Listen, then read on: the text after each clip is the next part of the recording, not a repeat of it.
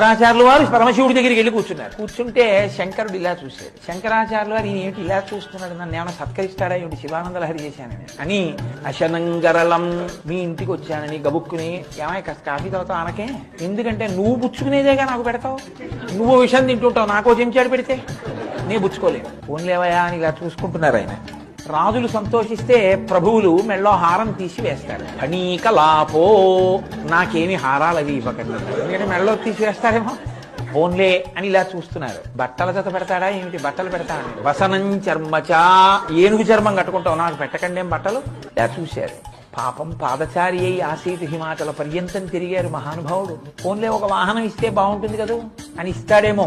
వాహనం మహోక్ష, ఎప్పటి యుద్ధు అది, ఎన్ని వందల సంవత్సరాల క్రితంలో ఆ ముసలి యుద్ధు నాకు ఇవ్వకండి, మీరు పొరపాటున కూడా మీకు ఉన్నదా ఒకటే వాహనం, మరి ఏమి ఇమ్మంటావు. మమదాస్యసి కిం కిమస్తి శంభో తవ పాదాం